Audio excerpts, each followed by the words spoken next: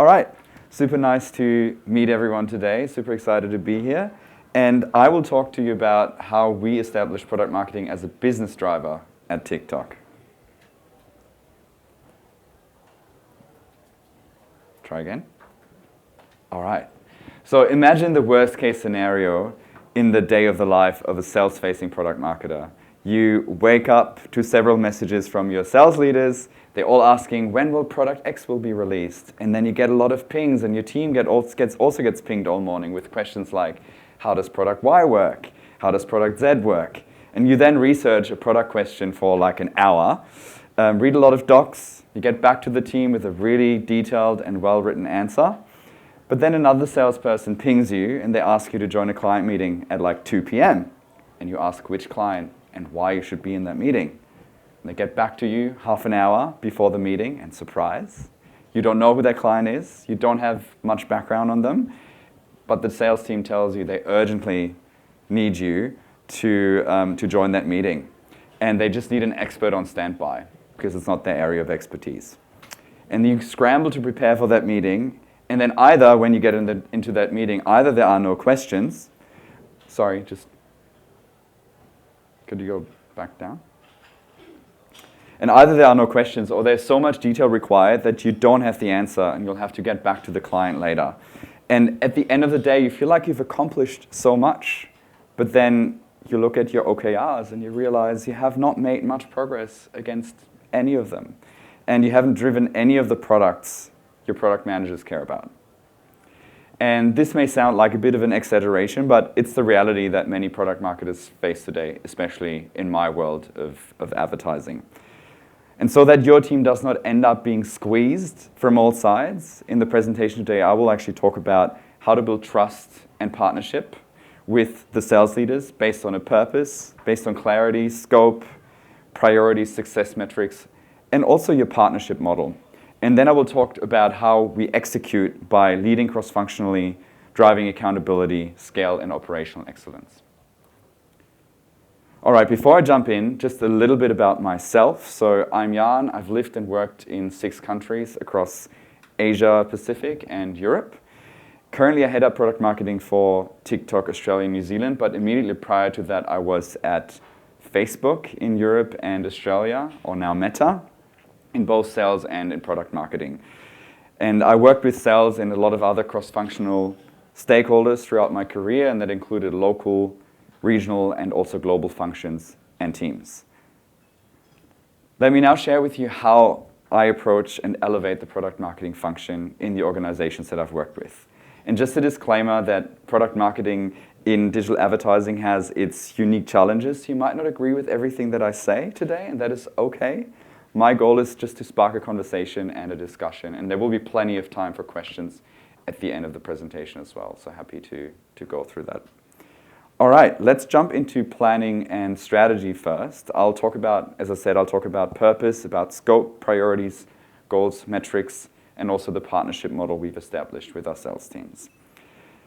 Everything starts with a purpose, and that is you need a vision, where do you want to be in the future, and or a mission, which is what do you do every day. And the mission that we set for the product marketing team at TikTok is to bring the voice of market to product and the voice of product to market, so we can influence and drive growth for all types of businesses with TikTok, Australia, and New Zealand. And our overarching goal is to drive adoption of key solutions to increase revenue by understanding advertiser needs and also marrying them with our product priorities. And this always helps the team understand why we're here, and it also signals that purpose to our cross-functional stakeholders.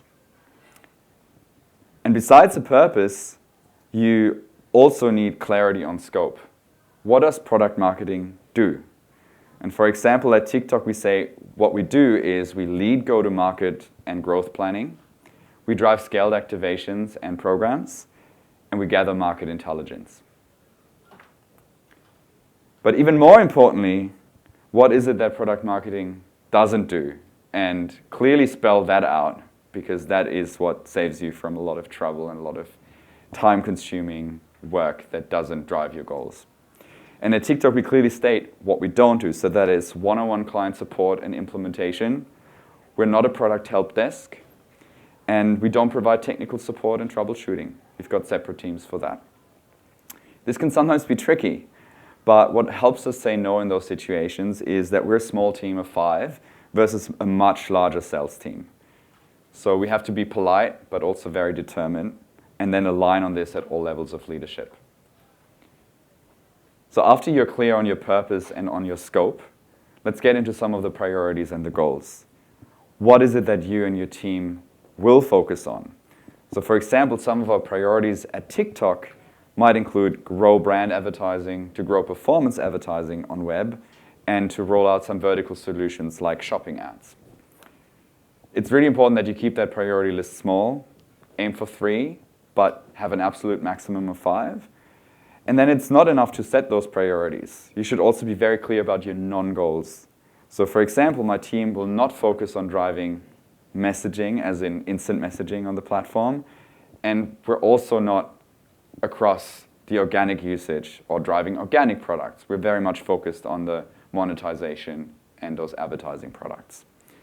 And once you have your goals and priorities, you want to align them with the overall market strategies. For example, at TikTok, we have strategic pillars as a market that the leadership team as a whole drives forward. And then I need to ensure that product marketing work fits into those pillars, and where possible, we also take a leadership role. Those goals and priorities, they're still not enough on their own. You also need to be quite certain about how you measure success. For example, if we want to drive shopping ads, how will we measure adoption? Is it the number of advertisers? Is it the revenue per advertiser? Or is it the revenue in the last couple of months? And this should ideally be aligned regionally and globally. And the challenge that I found around this is that there's often very different metrics from market to market. And that means there's very little comparability and very little competition as well. And I'm fighting tirelessly for the standardization of those metrics, but still want to make sure that we allow each market the best approach for execution that works best in that local environment. So ensure that whatever you do, you position your products in terms of driving sustainable revenue growth so you get sales buy-in. All right, we've got a purpose, we've got the scope, we've got goals, priorities, and success metrics. The last piece of the planning puzzle I want to highlight is the partnership model. You want to set up a structure that is conducive to a partnership with your sales team. You don't want to be operating on a transactional basis. So I want to share 3 different approaches. The first model is product first, where each PMM has a product area that they focus on and specialize in. And this can be super rewarding for the individual. You get really deep into certain product areas. But the downside is you can't build a close relationship with your sales teams. As I said, our sales team is relatively large, probably up to 100 people, whereas we have 5 people on the product marketing team. So before I joined TikTok, there were actually 10 PMMs in our local team. They were all competing for attention from the sales teams to ensure their product was highlighted to clients. So for the sales team, it was super hard to learn what every PMM's portfolio was, and they also found it really hard to prioritize. Just imagine 10 PMMs constantly competing for attention with the sales team. The second model is 100% sales first. So each market PMM, every PMM based in Australia, has a vertical sales leader and a team as a POC and supports them on all products. So what this does, it helps each PMM build that strong vertical expertise and knowledge or industry expertise and knowledge.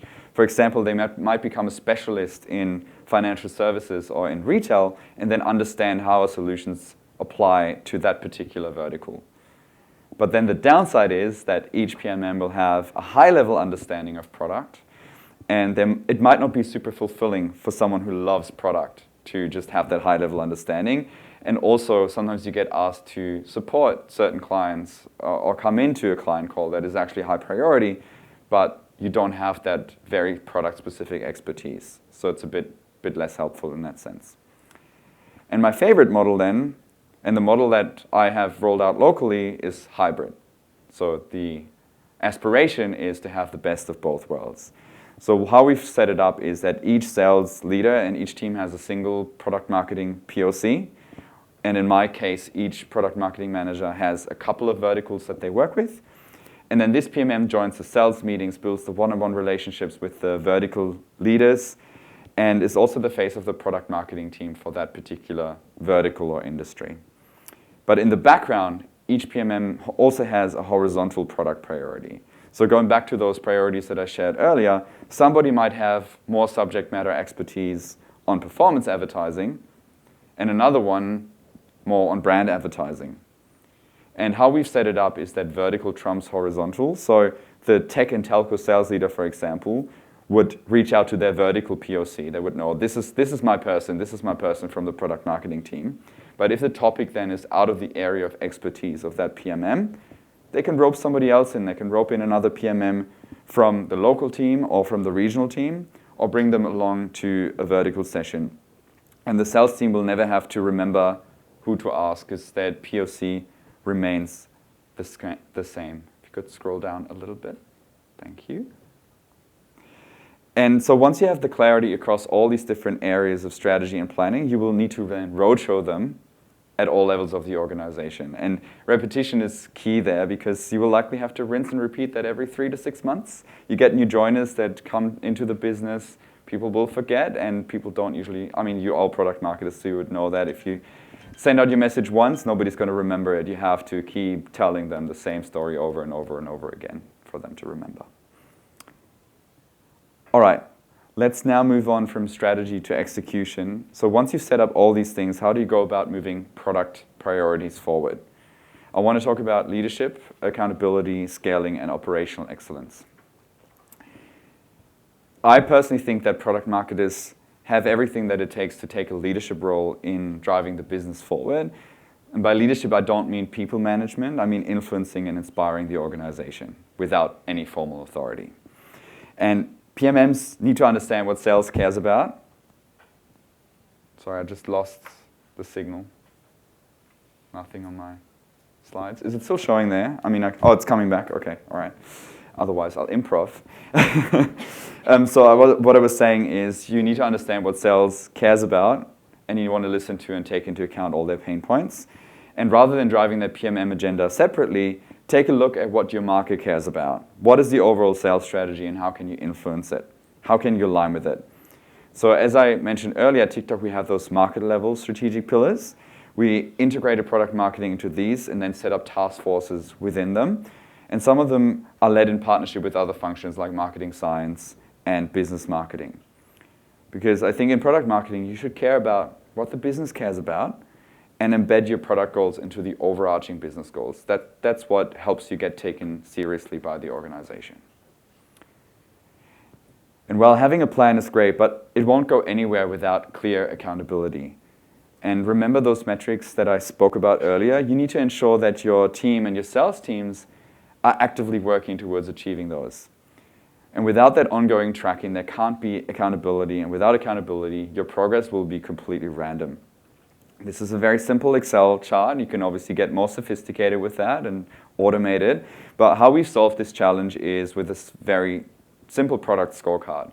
So every week we would announce progress on the key product metrics by the different verticals to help hold those vertical sales leaders and their teams accountable. And this also introduces an element of competition. As we all know, sales teams love competition.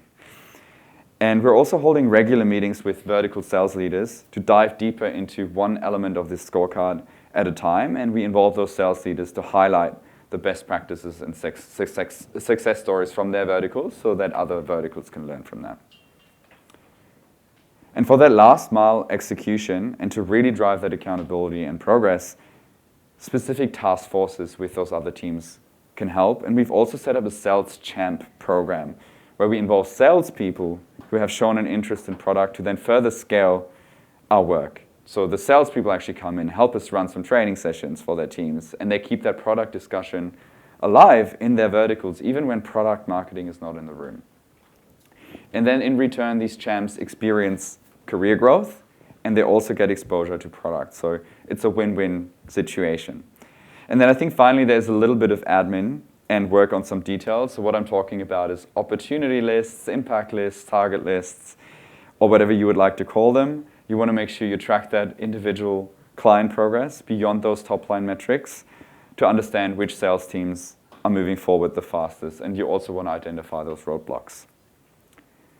All right, and then finally, just to be able to dedicate enough time to driving leadership, accountability, and also last mile execution, you'll need to free up some time through operational excellence at scale. And this goes back to what I shared earlier around what we do and what we don't do. To help identify that, you want to ask yourself, which tasks do add value and which tasks can be addressed at scale? So for example, answering those individual product questions might be helpful sometimes, and it helps you build credibility and it helps you build relationships, but you might be able to do that in a more efficient way so you can add more strategic value. So you want to make sure you make those sales trainings engaging, entertaining, interactive to get that information out at scale. And you set up Q&A groups where questions can be bundled and then people can search for previously asked questions. It sounds very, very simple, but it's not necessarily that widely spread in some organizations. And when it comes to joining client meetings, get sales to ensure that it's high stakes. It's a high stakes meeting, got some key decision makers present, and there's a clear agenda and clear purpose. And you always want to ask, why do you need product marketing to be in the room? Why is it important that we're there? And you want to set those expectations that you need a brief at least a week in advance so you can consider whether it makes sense for product to be in the room. And so you also have some time to be well prepared and actually add value to that meeting. I mean, it's a different story if you want that client meeting, because a part of our role as well is to get that inbound, to hear from clients, to listen to their stories. Then it's, of course, a little bit different. But where it's sales-driven, you want that brief. Now, let's put it all together in an example from our work. So we recently faced the challenge where a product had been in market for a while, but there was a change in pricing and a change in value prop, meaning that the product was no longer successful. And the product fed into one of our priorities, so we had to ensure we focused on reinvigorating it. And what we did was we set clear goals and success metrics. Product marketing then put together and led a task force to take another look at the pricing, take another look at the value prop, and work through it with various functions, including the sales leaders and the sales champs that were in the room. And we then executed that by introducing some competitive element and incentivization for sales. We refreshed the narrative, and we also held people accountable on a weekly basis. And as a result, the product then went from strength to strength, and we got back on track with fantastic results. And I think it was also a great case in that we showed like local work can really drive results where the global strategy might have fallen short of driving that value prop and driving that right pricing. And yeah, this was only possible because we prioritized and we scaled all those responses to product questions, and we built close relationships with sales leaders to ensure they were on board. Now, let's go back to the day in the life from earlier. So the worst case scenario, if you remember, was spending the whole day with unscaled busy work that did not drive OKRs. Now imagine the best case scenario. You now begin the day with some strategic planning for the week, and you've already got your main slide decks all sorted. You've got documents, you've got recordings for the basics that should answer 80% of the questions. You've got some FAQs for more detailed questions that should cover up to the 95%, and the Q&A groups for the remaining 5% that are tricky or maybe can't get answered, or the questions that are in there are a bit tricky, can't get easily answered. So those last-minute pings that your team might be getting, they have dwindled down to a trickle. And you also look at your key metrics to understand which ones you might need to double down on, for example, with the program or with the task force, and to also identify which verticals might need more of a push. You inspire your cross-functional teams with an accountability and with a motivation session. You get your sales champs to share best practices with the team and follow through on those lists. And there's this one client meeting you have, but you were briefed about it last week, and you were able to bring in an expert to have that strategic discussion with the senior decision makers. And your sales partners are grateful for how you're engaging with them, how you're helping them drive revenue, and they want to pick your brain on strategy for next year. So no longer are you just the product expert, you are a strategic partner to all and everything that sales do. And that's it from me, but we have 10 minutes or so for questions, so happy to just talk freely if there's anything.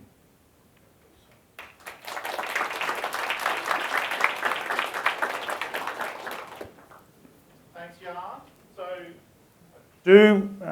Thank you. So, as Beth said, and I forgot to reinforce, In the middle of all your tables, there is a QR code for Slido if you want to ask questions. So we have a couple up there already. I don't know if you can see them, Jan. Oh yeah, I can see them over there. So at TikTok, what marketing functions support organic growth, if not product marketing? Good question. We do have a separate product marketing function on the user side, on the organic side. So even the way that we're set up in Australia, we have a monetization side, so where the sales teams sit and the advertising teams sit. And then we have a user side that is primarily focused on driving user growth, people downloading the app and growing that. And they have a separate product marketing function that focuses just on the organic product. That would operate quite differently from the way we operate on the advertising side. Awesome. Do you have any or a recommended model for annual strategy planning, considering the matrix of drivers that inform those? I don't think this is limited to this questionnaire. This is a big common topic. Yeah, we're going through that exercise at the very moment. It's a good thing we can discuss. I think where I always start is with number one, talking to all the other teams. So we have a strategy team, we have a marketing science team, we have a business marketing team.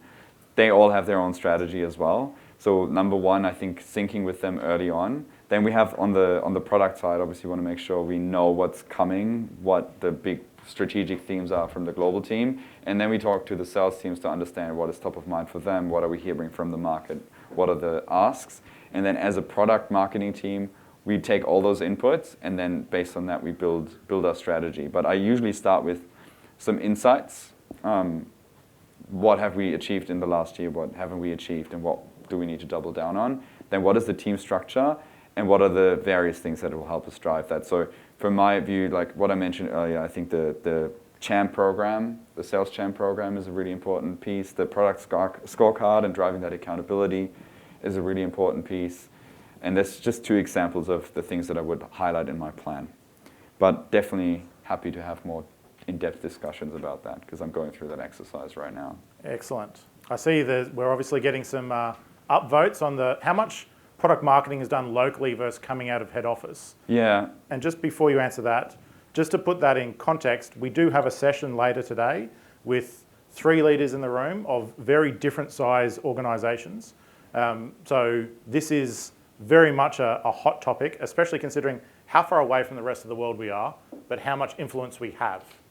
Yeah, it's very similar to the way it was structured at Facebook, where I spent the previous 8 years. So we do have the product teams that sit globally. Like at TikTok, they would sit across like the US, Singapore, China.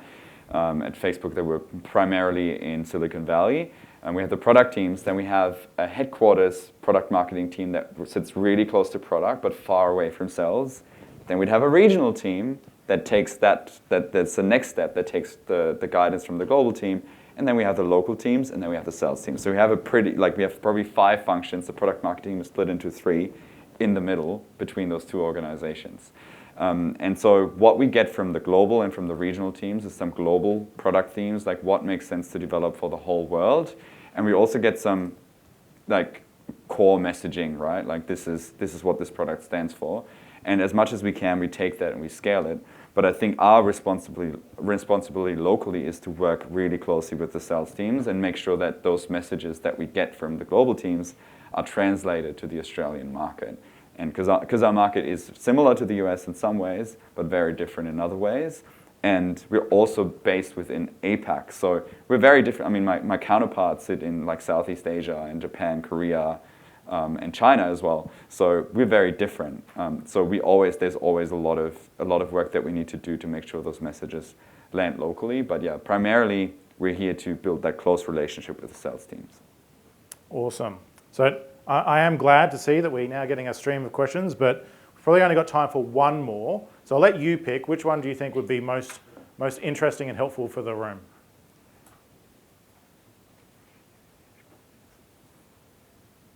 I'm going to just pick the one. I think there was one around it sounds like a big team at TikTok. How do you motivate people to work more collaboratively?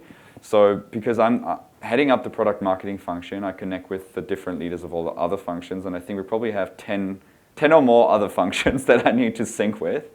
So for me, the most important ones would be marketing science and business marketing. So business marketing puts together external events and drives that scale like at a high level. So what I would do, I would connect with them and then be really clear about what are my goals, what do I talk about when I get evaluated when it comes to my performance. Ask them the same. Tell me what will you talk about in your performance review at the end of the year? What is it that you need to achieve?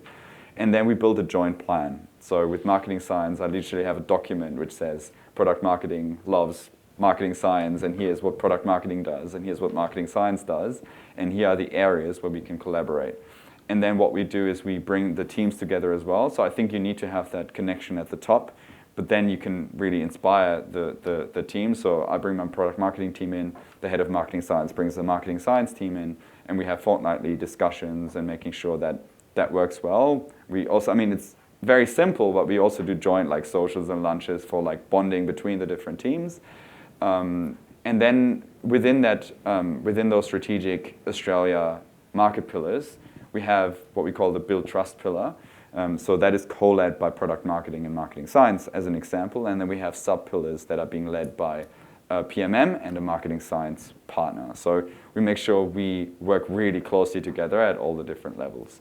And we try to replicate that for those teams that are most important to us achieving our goals. And I think sales is our most important stakeholder, but then marketing science and business marketing probably following suit. But we have a strategy team, we have a sales ops team, we have creative teams, we have the user team. There's a lot of other teams as well. Awesome. Well, thank you very much. Can we have a round of applause for Jan? All right. Thank you.